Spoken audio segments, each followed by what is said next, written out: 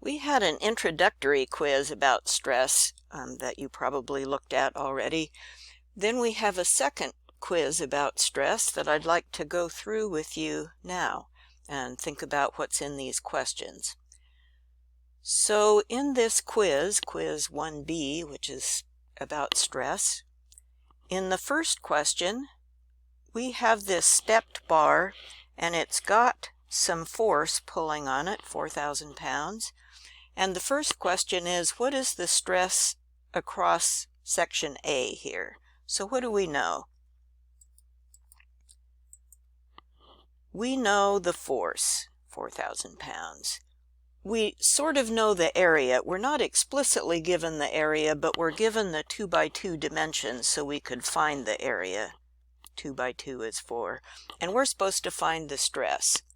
So we'll use our good old stress equation. Stress equals force over area. Then in the second question, we'll look at the smaller cross-section of this stepped bar. What do we know here? We still know the force is 4,000 pounds. We sort of know the area. They give us the size so we could figure out the area. 1 times 2 is 2. And we're supposed to find the stress, so we'll use our stress equation again.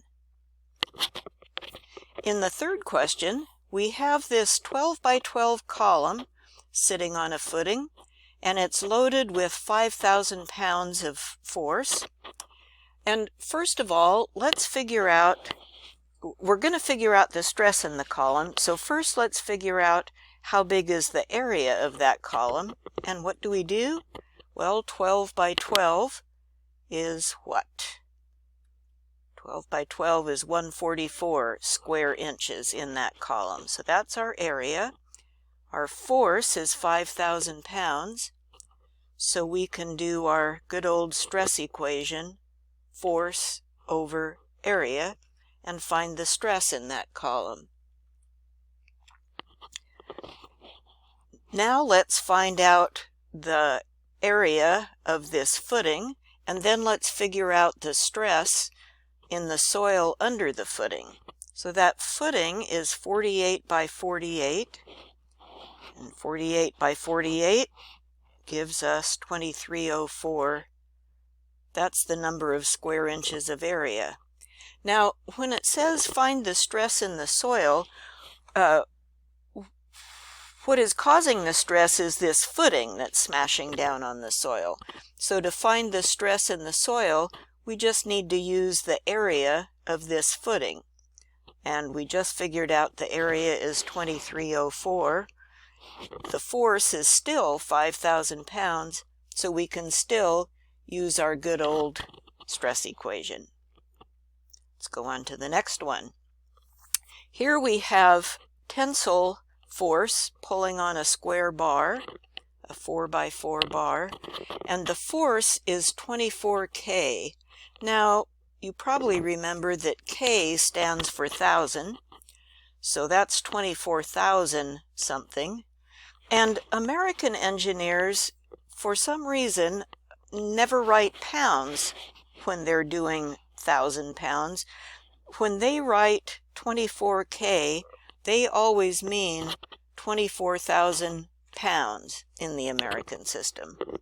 So this is 24,000 pounds of force pulling on the bar, and we have an area of 4 times 4 is 16 square inches, so we could figure out the stress. Now, what if we replace that bar with a wide flange, an 8 by 28 wide flange? We still have the same force pulling on it, 24,000 pounds of pull, but now it's a piece of steel. And wide flange is a shape of structural steel. It looks like this. Here across the top of this slide are several different sizes of 8-inch wide flange. And here's what the name means. A W8 by 28 means, W means it's a wide flange shape. 8 means the nominal depth of the wide flange is 8 inches. Nominal means that's its name. It's not always exactly 8 inches deep, and deep means the height up and down, but its name is 8 inch. And then this last number means how many pounds per foot. So if you cut off a 1 foot long slice of this 8 inch wide flange and put it on a scale, it would weigh 28 pounds. And you can see by these drawings at the top that a W8 by 67 is going to weigh 67 pounds per foot, and it's clearly thicker, even though its name is still W8. I've given you a PDF handout that looks like this. This is a page out of the appendix in the back of our book, which is taken from the AISC Manual of Steel Construction. And this has sizes and some other properties for structural steel. Let me go to the next slide, where I've zoomed in on the part of the chart that we're interested in here. We're interested in the 8 inch wide flange, and especially the part around the 28 pounds per foot. So here's W8 by 28, and you can see some various values for it. Notice here the depth of section. Oh, the depth is 8 1/16 of an inch. So there you can see, yeah, it's not exactly 8 inch. Another heading at the top is the area of the section. So in this column, you can see here is the cross-sectional area of this particular wide flange. And from this table, we see that W8 by 28 wide flange has an area of 8.25 square inches. Okay, so now we know the force, 24,000 pounds, and we know the area. We just looked it up in that table. It's 8.25 square inches. So now we could plug those numbers into our good old stress formula and figure out the stress. Okay, let's go on to question 10.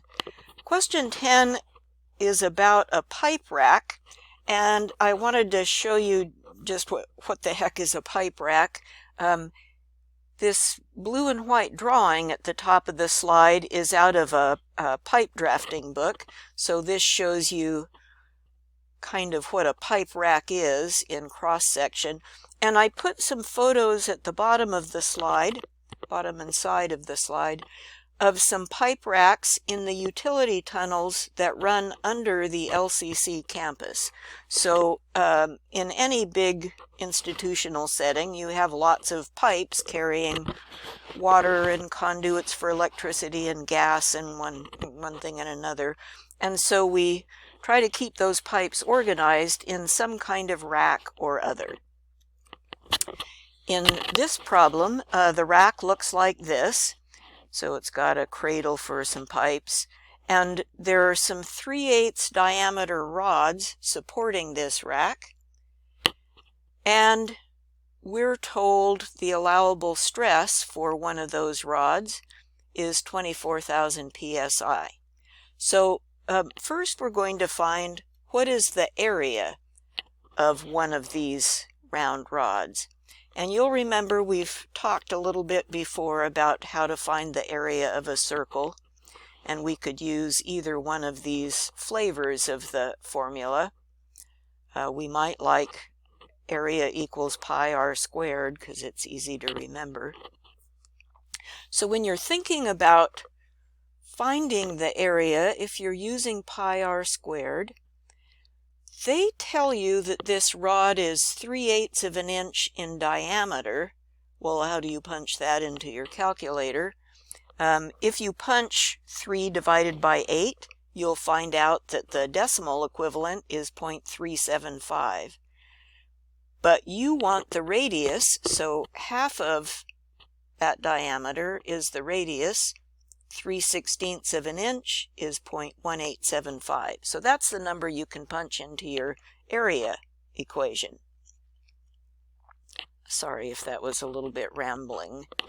Now we'll go on to the next question. We've punched into our calculator and found the area, and they are telling us that the allowable stress in one rod is 24,000 pounds per square inch, and they want us to find what is the allowable force, what is the allowable load in one of those rods. So we're given the stress and the area, we're trying to find the force. So we can go to our good old triangle diagram, and if we're trying to find the force, P, we'll cover that one up, and we are left with stress next to area, so stress times area. That's the version of this formula we will use to figure out the load. Load equals stress times area. The stress was 24,000 psi. We were given that. We just figured out the area was 0.1104 square inches, so we can multiply those together and find out the allowable load.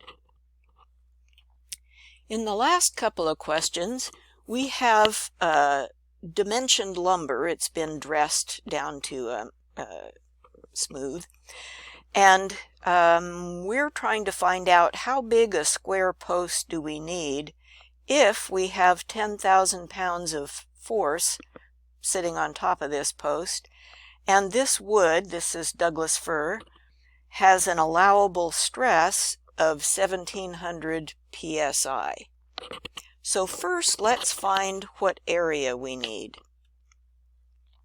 We'll look in our triangle thingy, and if we're trying to find the area, we'll cover that one up. That will leave us with force over stress, so that's the version of the equation we need. 10,000 pounds of force divided by the allowable stress, 1700 psi. That'll tell us the area. And now we can go to our next handout. I've given you this handout in a PDF as well. This is from the appendix in the back of our book, and this has some properties for lumber. I'll give you a slide here that's zoomed in a little bit. So you just figured out, probably, that you need an area of at least 5.882 square inches. The question is, what size of square post will you need to do that?